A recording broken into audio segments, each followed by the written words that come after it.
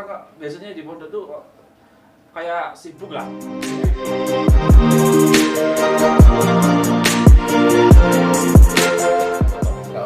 Halo guys, selamat datang di Ren Official. Kita dalam OS Obrolan Santai. Ya, saya perkenalkan, saya Adrian Utapian dan ini saya Hisyam di sini. Ya, di sini kita mau sharing dan obrolan santai lah, ngobrol santai. Ini loh tentang Mas Hisyam sudah keluar dari penjara suci selama 6 tahun. Maksudnya pondok ya? Ya pondok ya. Kan kita menyebutkan bahasa keren lah. Apa itu? Penjara suci. Masa penjara cinta? Penjara suci kan bagus ya, penjara suci. Iya, kan? Maksudnya sebutan yang keren lah. Iya. Kan bahasa kerennya kita kan harus cari ke bahasa keren ya. Iya. Saya mau tanya Mas Hisyam, kenapa kok kamu sampai 6 tahun lah di penjara cinta lah intinya? Penjara suci. Oh, penjara suci. Iya. Kok sampai betah 6 tahun? Gimana itu? Saya mau tahu ceritanya. Ya nanti bisa saya ceritakan anak saya kalau udah ya. Oh iya. Jadi ceritanya dulu itu kan dari kecil ya. Saya dari kecil tuh dari SD. Saya tuh sudah disekolahkan di rumahnya kakek saya. Oh, kakek. Berarti ikut kakek ya? Ya ikut kakek karena kakek dulu itu kepala sekolah. Jadi lebih tahu bisa mendidik anak gitu. Ya juga itu kan rumah kakek saya kan juga dari rumah saya itu sekitar 30 kilo lah. Oh 30, berarti jauh ya? Nginep. Ya. Jadi 1 minggu sekali saya pulang ke rumah. Jadi saya nginep di rumah kakek 7 hari, Sabtunya pulang. Iya. Minggu di rumah, terus Seninnya balik ke rumah nenek lagi. Oh balik ke rumah anak. Jadi udah berawal dari SD? Iya, dari SD itu udah terbiasa ditinggal. Oh udah terbiasa. Nah, jadi ditinggal, jadi sudah terbiasa. Dan kebiasaannya itu berlanjut di waktu SMP tanpa kayak basa-basi saya langsung minta mondok aja. Oh, jadi yang minta bukan orang tua, jadi kamu sendiri ya? Sendiri yang minta mondok. Oh hebat. Karena keinginan saya untuk mandiri itu lebih besar ketika. Oh, kan banyak kan orang kan itu anak-anak sekarang ya? Iya. Kalau disuruh mondok kan susah. Iya. Susah, terus sama nggak betah, nggak betah katanya mondok itu ditekan-tekan lah, itulah ditekan harus gini. Ya memang begitu. Iya, tapi kok Mas Hisyam bisa bisa betah ya. Betah. Iya, karena gimana ya? Kembali lagi dari kecil tuh, terutama ayah saya ya. Ayah saya itu sudah mendidik keras sejak kecil. Jadi saya tuh udah istilahnya nggak ada manja-manjaan. Dari kecil tuh saya pokoknya udah dilatih untuk kuat mental. Jadi di pondok itu ya alhamdulillah ya. Mungkin badan saya juga yang besar jadi makanya sekarang jadi gemuk. Iya, mungkin ya teman-teman tuh gak ada yang berani macam-macam gitu. Jadi selain itu kan juga dibekali ya sedikit lah ilmu bela diri ya, mungkin bisa jaga diri gitu. Jadi teman-teman yang di pondok juga gak bisa macam-macam. Tapi ya alhamdulillah di sana saya enjoy ya, dengan untungnya sih dengan banyaknya interaksi dengan teman-teman semuanya di sana itu saya jadi terbuka pikirannya. Maksudnya ternyata teman saya itu ada dari berbagai banyak daerah. Banyak daerah, jadi bukan dari dalam kota sendiri ya. Tidak hanya di sini saja. Jadi juga ada yang dari Jawa Tengah, ada yang dari Sumatera, Sulawesi, Papua, banyak. Jadi di situ kan kita bisa mengenal budaya Indonesia ini lebih luas. Oh, berarti gitu. Kan mau tanya soal di pondok itu biasanya kegiatannya apa sih? Kegiatannya di pondok itu orang kok biasanya di pondok itu kayak sibuk lah. Iya. Sibuk. Tapi itu kegiatannya apa sih? Yang di pondok itu kan yang seperti yang diharapkan orang tua kita lah. Di pondok kan itu anaknya agar jadi pribadi yang soleh, pribadi yang peduli, pribadi yang nantinya ilmu agama yang didapatkan bisa bermanfaat untuk masyarakat. Jadi ya mungkin gambarannya ya mungkin kita gambarannya itu sedikit banyak itu ketika bangun pagi itu ya jam 3 atau 3:30 itu kita sholat tahajud. Oh jadi udah mulai dibiasakan itu ya, kalau dibiasakan itu. Habis subuh ya kita ngaji lah, ngaji setoran hafalan gitu. Oh, jadi harus setara? Iya, ada setorannya karena pondok itu pondok tahfiz. Tahfiz, pondok tahfiz. Al-Quran gitu. Jadi kita setiap hari itu ada target berapa halaman atau berapa ayat yang harus dihafalkan. Itu kalau Muslim ada apa itu sesuatu yang membuat kayak yang mahasiswa kayak nggak betah tuh ada nggak? Pernah berpikir kayak gitu nggak? Kayak sebenarnya, ya aku di pondok kok kayak gini ya? Kok kayak nggak enak lah, aku pengen pulang lah kan? Biasanya kan ada gitu kan?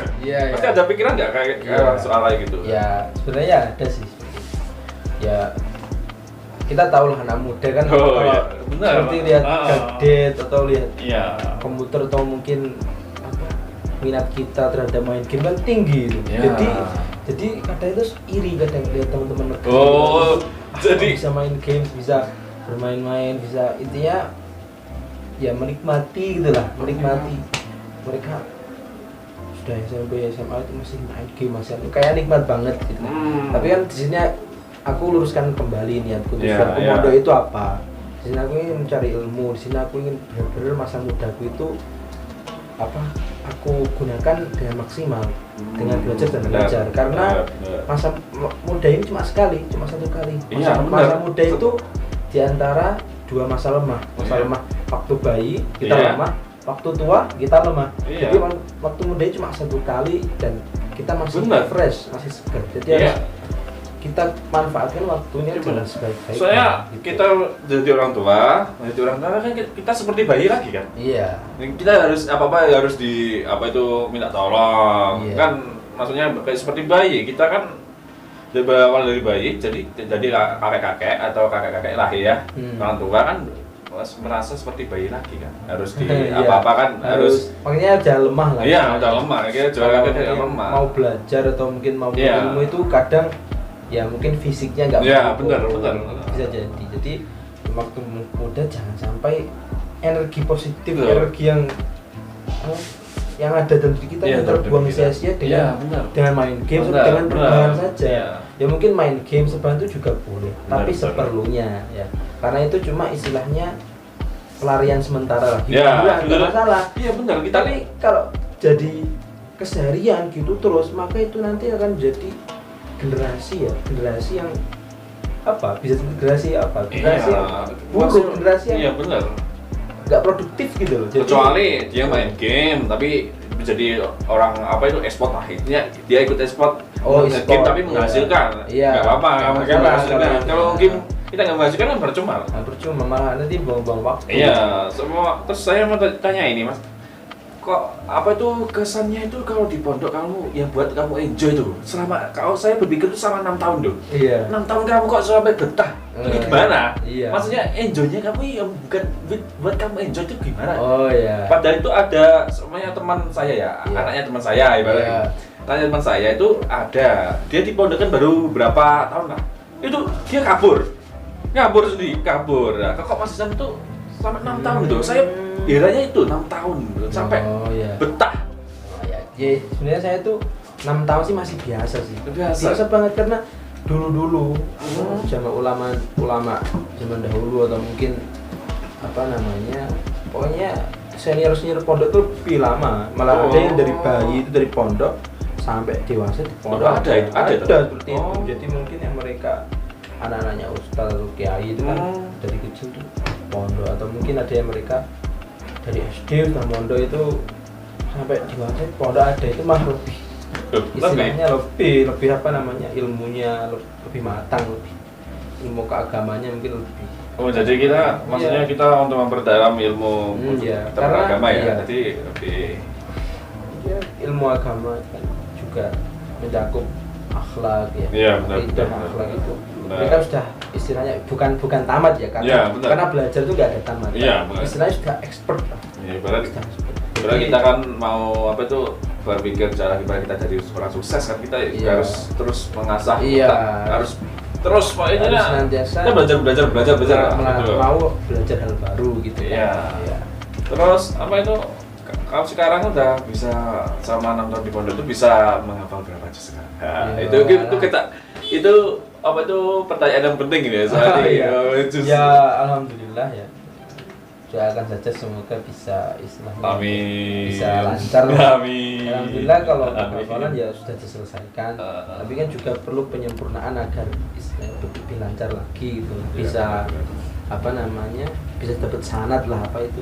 Sertifikasi itu. Oh, sertifikasi ya? Ya jadi masih belum, tapi kan masih proses melancarkan. Tapi kan untuk hafalan kan sudah banyak yang bisa. Maksudnya udah banyak yang hafal gitu. Iya, kan? itu ya gitu ya, apa namanya, selesai dulu itu bukan berarti hafal semuanya, tapi masih ada beberapa yang perlu disempurnakan. Kita harus senantiasa murojaah terus sampai mati, itu harus murojaah Quran tuh harus senantiasa kita murojaah itu diulang lagi, kan nggak hilang. Jadi bukan berarti kita selesai itu adalah sudah finish, bukan, itu justru awal kita apa mengenal Quran ini. Jadi selesai hafalan itu bukan berarti wah dasarnya kita lost. Enggak, itu kita harus ketika finish menghafal 30 juz itu menjadi start kita untuk senantiasa dekat dengan Al-Quran, menjaga seumur hidup, jadikan pedoman hidup, terus apa namanya, jadi petunjuk hidup kita. Jadi jangan sampai Al-Quran lepas dari hidup kita, karena itu petunjuk jalan yang lurus. Iya, soalnya Al-Quran kan kitab kita kan, maksudnya yang bagi umat muslim ya. Bagi umat muslim. Kalau di Indonesia kan kita toleransi lah, beragama kan toleransi kan, mempercayai semua, ibarat mempercayai semua tuh, mempercayai agama-agamanya dia itu. Sebenarnya gitu kan. Kalau kita kan agamanya, maksudnya kitab kita kan di Al-Quran. Iya, jadi kita harus percaya Al-Quran dan mendalami lah. Iya. Kita harus mendalami soal itu. Ya mungkin ya silahkan mereka yang mungkin beragama lain mengimani kitab mereka sendiri, kita mengimani kitab kita sendiri. Ya, benar, kita sendiri kan. Jadi kan apa pentingnya di Indonesia kan, kita kan negara toleransi kan, kita harus menghormati sesama, walaupun tidak boleh menghujat lah intinya gitu. Kita menghormati, tapi jangan sampai kita ikut-ikutan. Iya benar ya, benar. Jangan sampai kita juga percaya dengan kitab yang lain, karena kita sudah punya kitab sendiri. Iya, udah kitab sendiri kan. Kita harus berteguh dengan kitab kita sendiri ya. Iya. Terus itu aslinya kegiatannya itu di pondok itu apa khusus? Maksudnya kalau ada kegiatan tuh ada pondok ceweknya atau sama cowok itu ada yang dibarengkan atau maksudnya gabung lah gitu loh. Itu maksudnya pondoknya cewek ada kan? Iya. Ada kan kalau cewek? Itu sudah digabung jadi satu atau yang kalau bisa, ya gitu. Kalau kita tahu ya, mestinya ya mungkin kalau masnya belum tahu. Iya. Nah, kita kan dalam Islam kan ketika kita bukan apa ya, bukan saudara ya. Iya. Kita nggak boleh namanya bersentuhan. Tapi kan sekarang anak-anak sekarang kan bersentuhan. Nggak boleh bersentuhan. Jadi kalau bukan saudara kandung, ibarat tuh belum dihalalin gitu ya. Iya, nggak boleh. Dihalalin ya. Apa sih namanya? Bukan mahram. Bukan mahram. Bukrim atau mahram? Apa bedanya mahram sama bukrim itu apa? Muhrim itu setahu saya itu muhrim itu yang dipakai untuk haji itu. Oh, itu pakai pakaian dipakai untuk haji itu. Oh, iya. Ini. Kalau mahram itu ya itu bukan mahram, jadi nggak boleh disentuh. Jadi sudah jelas kalau di pondok yang berasaskan Islam, berarti kan sudah jelas itu dipisah. Jadi tempatnya dipisah, kelasnya dipisah. Dia kita benar-benar menjaga, walaupun mesti ada salah satu atau mungkin beberapa santri yang ya seperti itu. Ada kayak gitu. Ada, pasti ada. Mungkin mungkin kecilnya ya bukan kecil sih. Apa namanya? Salah satunya ya surat-suratan, atau mungkin bisa jadi sampai ketemuan. Itu juga udah masuk apa namanya? Pondok sudah masuk kejahatan lah istilahnya. Jadi nanti dapat sanksi, dapat poin. Oh, dapat poin. Iya. Kita ngobrol santai sama sambil minum nggak apa? Oh, kita iya. sambil minum aja gitu. Oke, siap.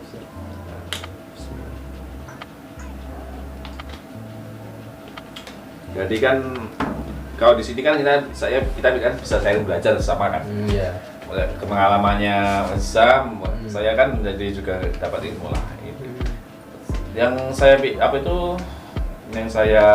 tanyakan tuh ya itu kok bisa 6 tahun.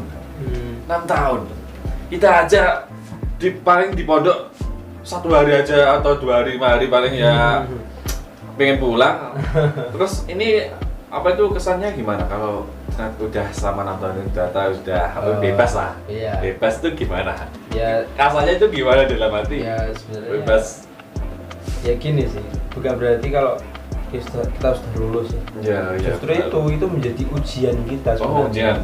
Ujian kita, ilmu yang kita dapatkan dari pondok, dari ustadz kita, dari guru-guru kita itu apakah akan hanya kita simpan atau hanya ada di dalam pikiran kita, nggak kita amalkan?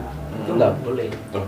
Jadi harus jadi itu ujian kita. Jadi setelah kita dapat ilmu dari guru, dari ustadz kita, itu harus kita amalkan, harus kita aplikasikan dalam kehidupan.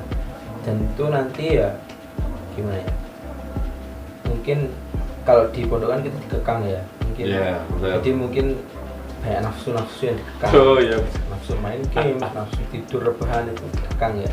Kalau di nanti ujiannya itu ujian sebenarnya itu. Jadi setelah kalian lulus, apakah kalian bisa memegang teguh aturan-aturan yang mungkin dulu pernah ada di pondok, walaupun sudah nggak diatur ya, diri kita sendiri yang mengontrol kita. Jadi ya sebisa mungkin mereka yang berhasil itu ya mereka ya mengaplikasikannya dalam kehidupannya, apa istilahnya sholat tahajudnya masih menjaga Al-Quran, menjaga sholatnya, jaga puasa dan sebagainya, selalu berbuat baik, benar.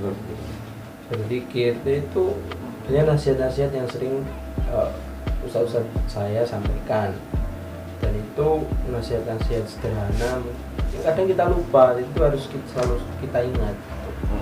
Jadi ya mungkin bagi teman-teman yang pondok yang sudah lulus, teman-teman, kalau bisa ya istilahnya kita jagalah diri kita. Kita lulusan pondok harus kita sadari ilmu-ilmu yang kita dapat harus kita amalkan. Kita jaga diri kita dari segala bentuk kemaksiatan ya. Dan diri kita ini senantiasa dirahmati oleh Allah. Amin. Kan kita kan juga melihat anak muda sekarang juga miris lah. Iya. Ya pikirannya itu gimana ya? Ya kita nggak tahu lah. Sekarang kan ibaratkan orang kan beda-beda. Iya. Kita bagaimana menjalannya dan sama didikannya sama orang tua. Didikan dari orang tua lah. Jadi orang tua kita gimana. Jadi kan untuk di pondok kan mestinya untuk handphone ya. Ini kan paling gemari untuk anak-anak muda sekarang. Walaupun sekarang kecil aja baru lahir ya, ibaratnya baru lahir ya. Baru udah pegang HP. Dan masih sama 6 tahun ya, semua nggak pegang HP. Itu gimana? Maksudnya rasanya itu gimana rasanya? Ya sebenarnya sih nggak 6 tahun juga saya nggak. Oh nggak 6 tahun. Ya, karena kan saya pondok itu pulangnya 6 bulan sekali itu pulang lah, itu juga merasakan lah. Merasakan. Tetap bawa HP, jadi saya tetap megang rasanya HP 6 bulan sekali. Jadi tapi kan masih aman. Mau pegang HP sama pacar ya? Gitu ya? Saya nggak kayak gitu, saya nggak punya istilahnya apa, cewek-cewek. Tapi kan rasa suka sama orang pasti ada nggak? Ada nggak? Ya itu pasti ada. Saya masih normal. Iya. Normal ya. Kalau saya di pondok banyak laki-laki, tapi saya masih menyukai perempuan. Karena apa namanya?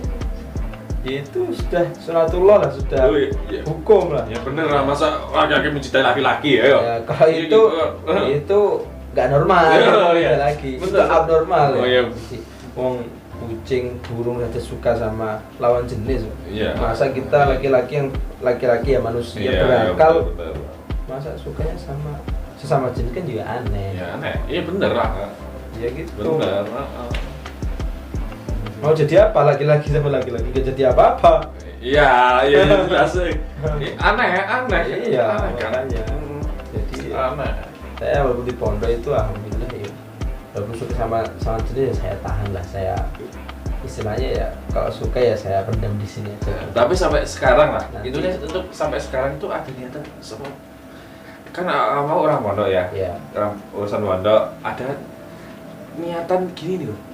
Lah aku pengen sama dia gitu loh. Itu ada niatan nggak kayaknya ya? Ya itu tadi kan sama saya suka cuma saya tahan. Diem aja. Nanti kalau saya udah siap, istilahnya sudah matang baik secara finansial maupun ilmu fisik ya. Kalau sudah siap ya langsung aja gas. Iya. Jadi kayak nggak ingin pacaran main-main susah itu. Oh, saya tahu. Kalau serius ya langsung. Ya, saya tahu itu. Pacarannya nanti sesudah dia. Iya. Gitu kan. Jelas itu. Kan gitu. Kan, kalau sudah halal kan mau ngapain aja bebas. Iya iyalah, masa nggak bebas? Bener kan? Ya, jadi gitu. Itu maksudnya kalau itu orangnya itu orang mana? Itu orangnya orang mana? Malah. Itu asli orangnya daerah Masisam atau udah luar kota kan? Gitu. Ya kalau itu ya rahasia. Istilahnya nggak saya sebutkan dia biar menjadi rahasia ya. Diri saya, hati saya dan Allah. Oh, dahsyat. Dahsyat. Dan ini kan kita kan di era milenial lah. Milenial maksudnya apa itu pesan dan kesannya Mas Isam untuk anak-anak muda sekarang ya? Coba untuk kesannya lah. Apa itu? Intinya biar anak muda bisa termotivasi ya. Termotivasi bukan beda kan itu. Motivasi gitu. Maksudnya ya itu maksudnya kesan dan pesannya Mas Isam untuk anak muda sekarang apa? Ya, coba. Ya mungkin yang saya rasakan ya anak muda sekarang itu kita sambil makan nggak apa-apa ya? Iya. Makan nggak apa-apa. Jadi anak muda sekarang itu ya gimana ya? Intinya jangan sia-siakan lah masa muda ini. Karena masa muda ini cuma satu kali. Jadi jangan sampai kita nanti di masa tua di umur 40, umur 50 itu menyesali. Kenapa kok aku masa muda itu dulu kok gini, kok nggak kayak gini? Kenapa aku nggak produktif? Kenapa kok aku bersantai-santai leha-leha? Kenapa kok dulu kok main games terus nggak ada progres? Jadi jangan sampai seperti itu. Kalau bisa sekarang masih muda, masih seger, silahkan berkreasi, silahkan berinovasi. Ya. Karena dunia digital ini kan sudah luas kan, sudah. Era globalisasi ini kalian mau berkarya apapun itu sudah. Benar. Nggak ada yang mustahil, semuanya bisa. Sekarang kan ibaratnya kita harus benar-benar bisa memanfaatkan peluang lah. Iya. Sekarang kan soalnya peluang banyak. Iya. Peluang itu banyak dan kita benar-benar harus bisa berkreasi, menciptakan sesuatu lah. Kita memikir apa itu memutar otak. Intinya kan gitu kan. Iya. Kita mau sukses, jadi kita harus berani bermimpi ya. Berani bermimpi, soalnya mimpi kan gratis kan. Kita nggak ada yang larang kan, masa nggak bayar kan mimpi. Justru kesuksesan orang itu kan dari mimpi. Soalnya dari mimpi itu kita kan bisa semangat terus kan. Semangat, maksudnya semangat, ingin mencapainya ya. Intinya aku bermimpi, aku pengen ini, mesti aku mencapainya. Pasti kita kan punya itu kan, maksudnya juga dipikirkan itu kan. Tapi jangan sampai mimpi hanya mimpi. Iya, kita harus buktikan gitu. Itu harus betul. disertai dengan usaha. Jangan sampai kalau hanya mimpi tidur aja udah. Tapi kan banyak. Ya kalau mimpi, kalau benar mimpi ya, big dreams, mimpi yang besar ya harus kita tulis, kita catat, terus kita tulis langkah-langkahnya, step by step kita meraih mimpi itu seperti apa. Kita harus punya target lah. Ya, punya target. Ekspektasi kita ya, walaupun tinggi, yang berapa yang kita bisa realisasikan, berapa itu harus kita ukur gitu. Apa ya? Selama baru 6 tahun belajar di pondok tanpa di rumah, bisa betah sampai lulus apa itu SMA ya? Iya. Dan ini next mau apa tuh ngelanjutin di apa? Saya insya Allah ya, saya ingin masuk ke kedokteran. Amin ya, amin. Saya doakan pasti akan terwujud. Pasti akan terwujud. Yang penting kita selalu optimis ya. Siap. Oke Mas Isam, terima kasih ya untuk kita ngobrol santainya saling sama soal apa itu penjara cinta. Kok penjara cinta? Penjara suci selama 6 tahun lah. Kita dari berbagi informasi. Jadi kita bisa informasikan untuk apa itu orang tua anak-anak yang lain lah, bisa termotivasi untuk apa itu, jadi mau memondokkan anak itu enggak bingung, maksudnya enggak khawatir. Ternyata di pondok itu budgetnya cuma gini banyak. Terima kasih ya. Oke guys, demikian dan sampai jumpa. Thank you.